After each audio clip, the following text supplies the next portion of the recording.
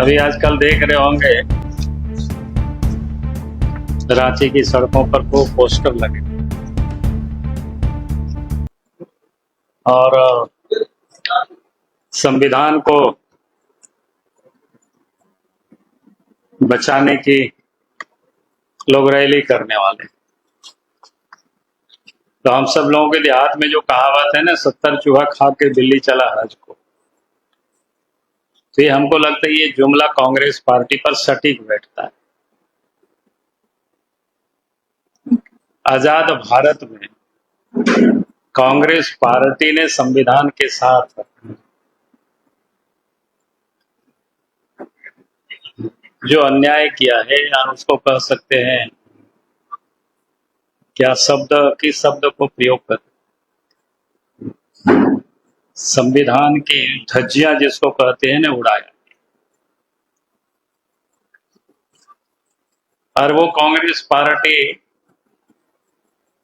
पिछले 1-2 वर्षों से घूम घूम करके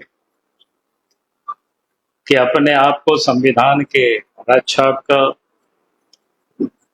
और हिमायती वो मानते,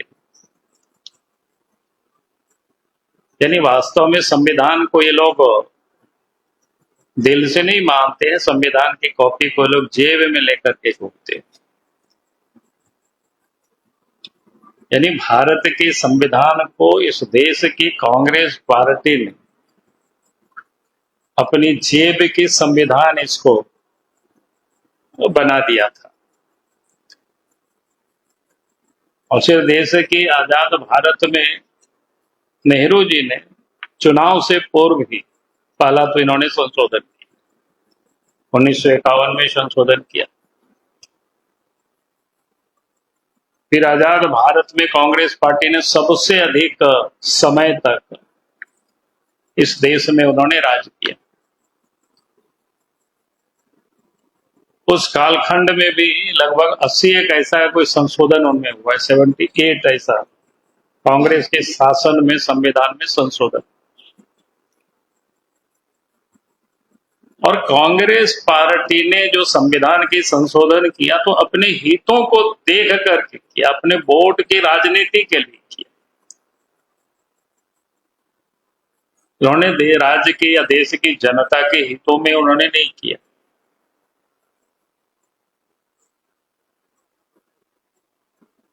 आप अगर याद करें एक तो इमरजेंसी को याद करिए।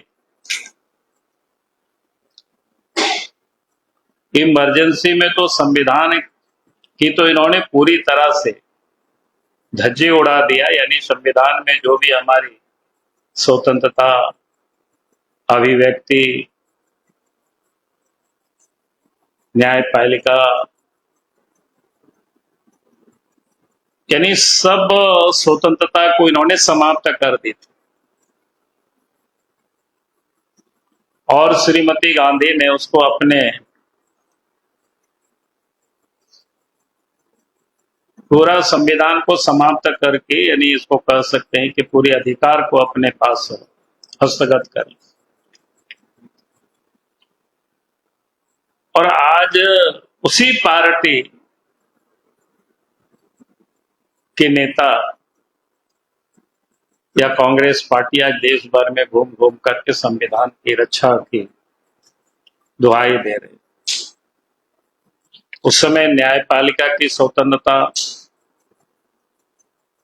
अखबार की स्वतंत्रता, सब कुछ समाप्त कर दिया।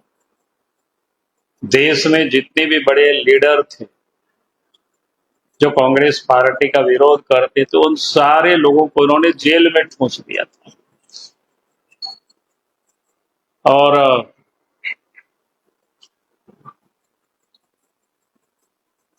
यानी किसी भी प्रकार की कोई स्वतंत्रता किसी के पास बचा हुआ नहीं था।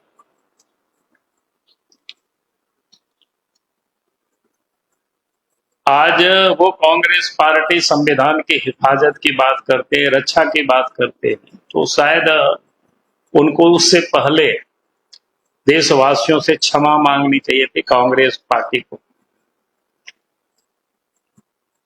चूंकि अभी आ भी रहे हैं तो हम चाहेंगे कि कांग्रेस पार्टी के अध्यक्ष शायद आ रहे हैं कि भाई उनको सार्वजनिक मंच से एक बार तो कान पकड़ कर देशवासियों से क्षमा मांगना चाहिए कि हमारे पूर्वजों ने, हमारे नेताओं ने इस संविधान के साथ किस प्रकार से छेड़छाड़ किया है, वो किसी से छुपा हुआ है।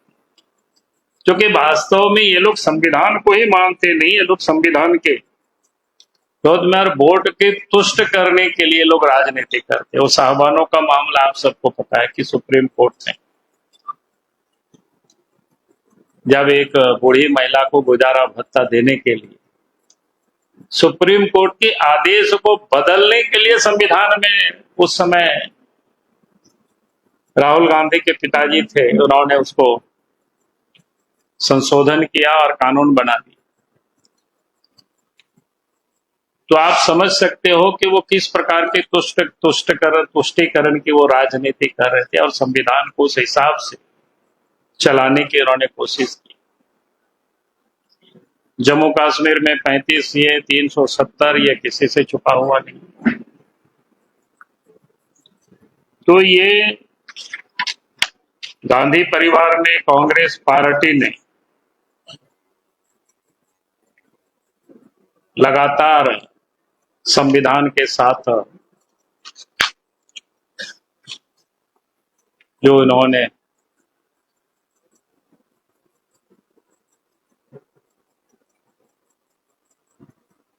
उसका कोई एक माकूल शब्द मैंने खोजना पड़ता है कि कौन सा शब्द उसके लिए प्रयोग किया जाए।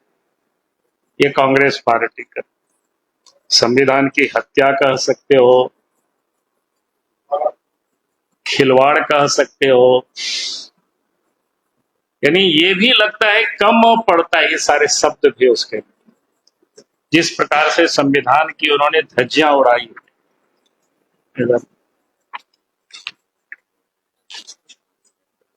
तो इसलिए हम कहते हैं कि ये जो कांग्रेस पार्टी आज उसकी वो रैली कर रहे हैं, तो हम जरूर चाहेंगे कि कांग्रेस पार्टी को इसके बारे में बतानी चाहिए और देश की जनता के सामने उनको माफी मांगनी चाहिए।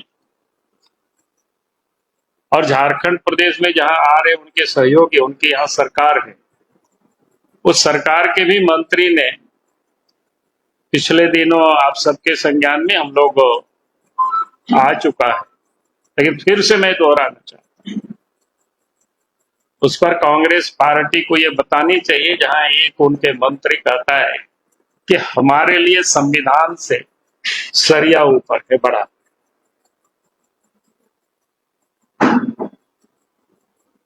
आज वो सरकार के मंत्रिमंडल में वो शामिल, कांग्रेस पार्टी भी उस सरकार में शामिल। तो कांग्रेस पार्टी को ये बतानी चाहिए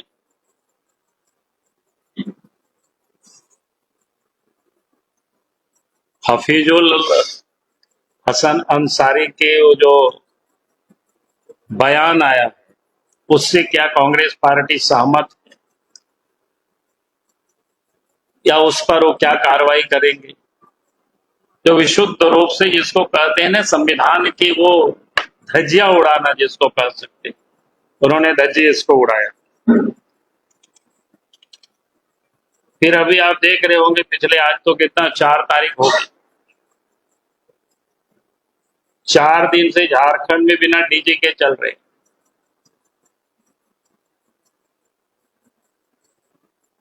जबकि पूरा कानून क्या कहता है, यानी भारत क्या बोलते हैं भारतीय सेवा नियमावली में जो प्रावधान है उसके तहत वो 30 तारीख को वो रिटायर कर दिया। भारत सरकार ने उसके लिए पत्र भी दे दिया, लेकिन सरकार ने बेशर्म की तरह उनको भी बिठा करके रखे हुए आज तक डीजे बनाकर। तो आप समझ सकते हो कि ये लोग संविधान को कितना मानते हैं, कानून को कितना मानते हैं। तो ये कानून कि सिर्फ नौटंकी ये लोग करते हैं, ड्रामा करते हैं कि हम संविधान की रक्षा करते हैं, कानून के रक्षा करते हैं, हम हितैषी हैं। वो ड्रामा से और अधिक कुछ भी नहीं। और इसलिए हम चाहेंगे कि कांग्रेस पार्टी को इन तमाम सवालों का जवाब उनको देनी चाहिए कि उन्होंने किस प्रकार से संविधान की धज्जियां उड़ाई है। उसमें से हमने खाली एक दो जो उदाहरण था, फिर देश में चुने हुई तो 90 वर्ष सरकार को कांग्रेस की ही सरकार रही है, अन्य पार्टियों की भी सरकार रही है।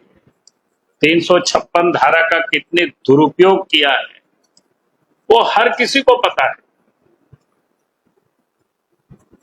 अकारण ही।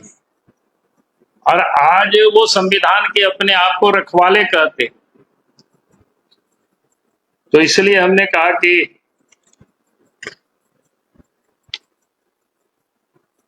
फिर आप देख रहे होंगे नेशनल हेराल्ड के मामले में जब ईडी उनसे पूछताछ करती है तो सड़कों पर आंदोलन करते हैं, उसके दफ्तर पर आंदोलन करता है कि भाई आप अगर संविधान को मानते हैं, कानून को मानते हैं, तो आप उसको फेस करिए। इसके लिए आप दबाव बनाने की क्यों कोशिश करते हैं? आप उसके लिए सड़कों पर आंदोलन क्यों करते हैं? आप फेस करिए, उसको बताइए क्या है मामला, अदालत में आप बताइए। लेकिन आप देश में माहौल को बिगाड़ने की कोशिश करना, दुष्प्रचार करना, ये क्या दर्शाता है? यानी चोरी भी और सीना जोरी भी, ये दोनों काम कांग्रेस पार्टी करती है।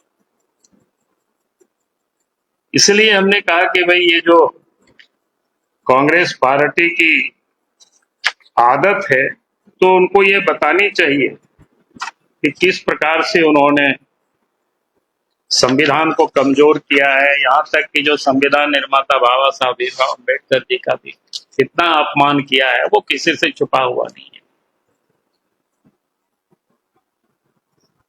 तो इसीलिए लगा कि बड़े बड़े बोर्ड मैंने देखा तो मुझे लगा कि नहीं, कांग्रेस पार्टी आ रही है 6 तारीख को, तो उनको इन सारे सवालों का जवाब देनी चाहिए और सार्वजनिक रूप से उनको माफी भी मांगनी चाहिए कि भाई हमारे पूर्वजों ने संविधान के साथ गलत किया है, उसको उनको स्वीकार करना चाहिए, माफी मांगनी चाहिए और इसके बाद फिर आगे वो बात करे तो स्वाभाविक।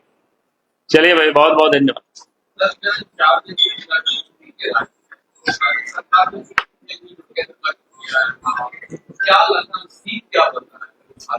नहीं, सीन क्या बनेगा? सीन तो स्पष्ट है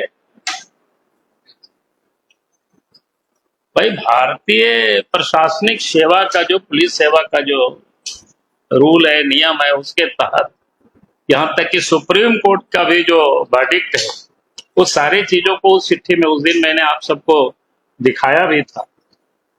तो उसमें सब कुछ लिख करके बता दिया गया कि भाई इनका 30 तारीख को इनकी सेवा समाप्त हो रही है। तो आप बार बार जबरदस्ती करके चिट्ठी भेजेंगे तो उससे क्या होने वाला है? यानी इसीलिए इस सरकार को इन्होंने रखे हुए ताकि ईडी ने जिन केस को यहां किया, ईडी के केस को समाप्त कराने के लिए,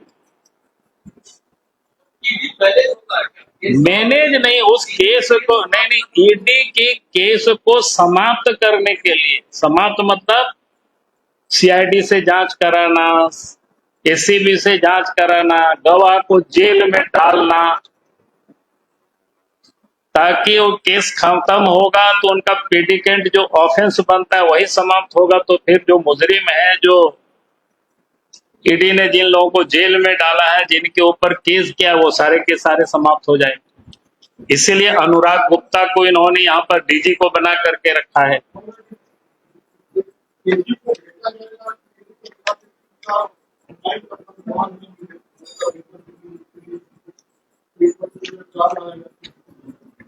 अब ये विषय मेरा नहीं है, मेरा विषय तो इतना है कि उनको तो ऐसे ही समाप्त हो गया सर्विस, भारत सरकार ने उसको लिख दिया भाई। अब उसके बाद रखें तो मुझे नहीं लगता है कि उनको कोई वेतन मिलेगा इसी से। जब भारत सरकार ने लिख दिया उनकी सेवा समाप्त हो गई, फिर उसमें कहां बचा हुआ है उसमें से प्रश्न? मेरे समझ से तो नहीं मिलेगा वेतन।